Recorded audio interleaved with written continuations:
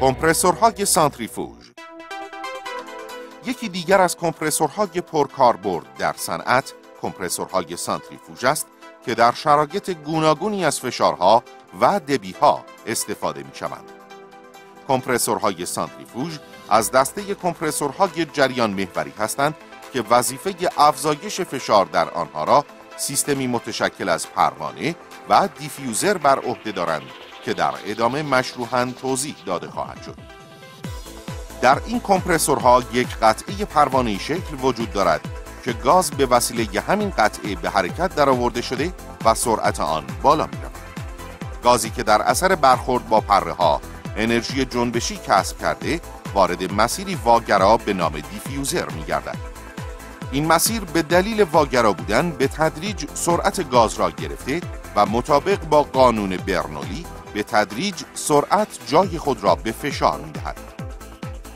به این ترتیب گاز در خروج از دیفیوزر دارای سرعت کم و فشار بالا خواهد بود.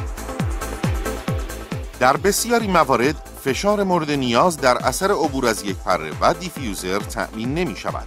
به همین دلیل برای رساندن فشار گاز به فشار مورد نیاز از چند پره به طور سری استفاده می گردد.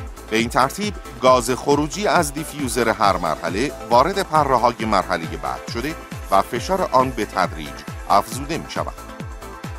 گاز در اثر افزایش فشار گرم می شود. این افزایش دما به دو دلیل باید کنترل شود. اولا در اثر گرم شدن گاز منبسط شده و عمل متراکم کردن آن مشکل‌تر و پرهزینه‌تر خواهد شد.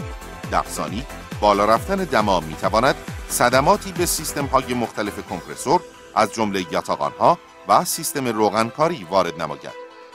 برای کنترل دما و سرد کردن گاز، خروجی گاز گرم هر مرحله را وارد یک سیستم خنک کننده مانند یک مبدل یا خنک کننده هوایی می‌کنند و گاز خنک خارج شده از آن مجدداً به مرحله بعد کمپرسور وارد می‌گردد.